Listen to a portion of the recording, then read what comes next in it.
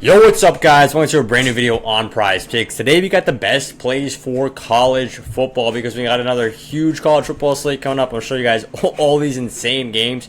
So we're going to talk about that, but real quick, first up, drop me a follow, drop me a subscribe so you don't miss out on any of the uploads, and also drop a like on this video.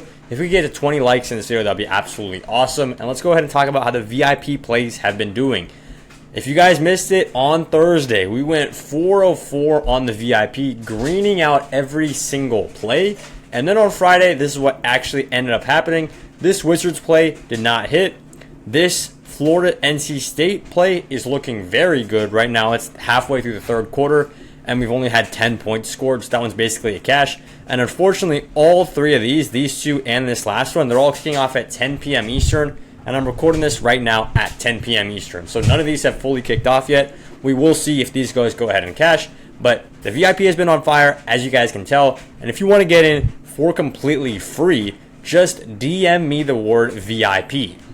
As you guys can see right here, if you text me the word VIP to this number, I will get you on a free week of VIP. All I'm going to have you do is sign up for one of these apps.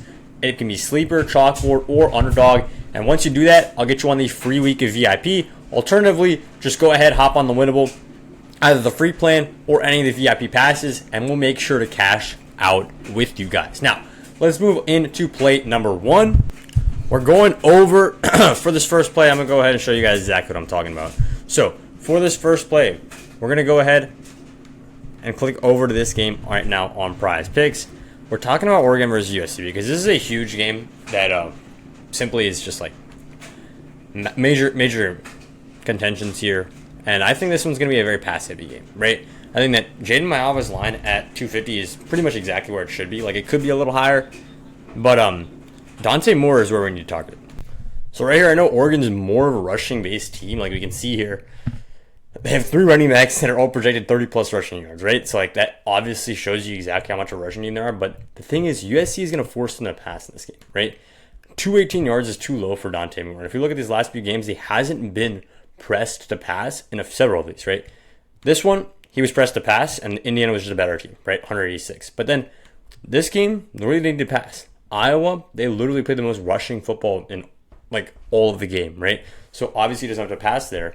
And in these last couple of games, right, Minnesota and then against Rutgers, both of their teams play faster football, so he's going to pass in those games. Now he's playing up against one of the fastest teams out there, right? USC loves to pass the ball because, I mean, for good reason, right? Jacoby Lane is elite, and Mekhi Lemon is elite times 3, right? He's absolutely balling right now. If we look at these stats, they speak for themselves.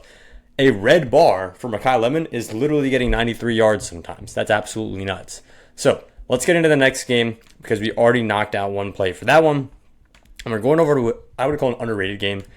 Baylor taking on Arizona. I think this one's going to be an absolute shootout, right? You see the passing yards, 271, 247. Both these teams are super high scoring. And these quarterbacks have been getting around this line, right? This is very, very common for Sawyer Robertson to pop for 300-plus yards, sometimes even 400-plus yards in that last one. And we're actually going to be targeting the receiving yards here because I'd rather just take their wide receiver ones instead of taking the quarterbacks at their ridiculously high lines, right? So in this case, we're taking Chris Hudson for Arizona because he's been on fire, right? 123 in that last game. You just got to think that he's coming in here as the wide receiver one against a Baylor team that loves to pass the ball, right? It's going to be another shootout, even more of a shootout than that Oregon versus USC game because this time the defenses are also bad, right? It's not just the offenses being fiery and good. The defenses are bad, right? So that's a perfect time you want to go ahead and look at this play. Chris Hudson right here on the over for receiving yards. We're going over to the next game now, and I want to pick out, let's hop into a better matchup. Let's just say Texas, they've been disappointing this season, right? They've been disappointing this season, and I don't want to be that guy, but we're going to continue to fade them. Arch Manning at 275 is probably one of the most inflated lines I've ever seen. I'm just going to say that straight up. Arch Manning should not be this high in any world, right? I know he's had big games, right? Against Vanderbilt, against Miss State right here. But against Arkansas, like, he could still have a good game and go for 250, right?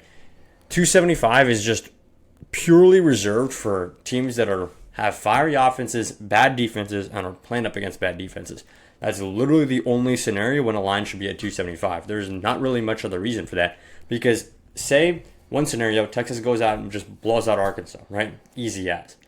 Then he doesn't play that many games. He doesn't play that much minutes, right? He's not going to go over his line. Another scenario is that they get quite a bit of success with the rushing game, which is super possible. You see Q Wisner right here at 72.5 rushing yards. If he pops for a 100-yard game, 120-yard game, Arch is not going to hit his prop. Simple as, right? So that's another scenario where Arch does not go over. Really, the only scenario where Arch does go over is if Arkansas actually comes on the road to Texas and starts leading in this game, and then Texas are forced to pass, and then Arch finds some success. That's basically the only way that Arch Manning will go over this line of 275.5. It's way too high. Simply way too high. Now, moving on to the next one. And this one we're going to be talking about Houston taking on TCU because I like one of these players a lot, right? You see Eric McAllister at 93.5 yards, and you smile because those green bars are legit. Jordan Dwyer has been on and off, right? I love this man in this game. I think he's got such potential. He's been on and off. Manjack is going up against his former team now. He used to be on the Houston. He used to be playing for Houston a couple of years ago, and even last year, I think. DJ Rogers is more of a random guy right there because we know that, I mean, do I need to say it at this point? The play is Eric McAllister, right? I don't like him on the touchdowns. I don't really like him on the reception. I think he can hit the long reception, but the line is pretty high. I'm just going to take him on straight yards. 73.5.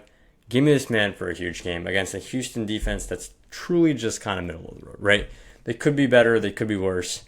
And TCU's offense really couldn't get much better when it comes to passing and receiving efficiency. They are just so clean with this duo.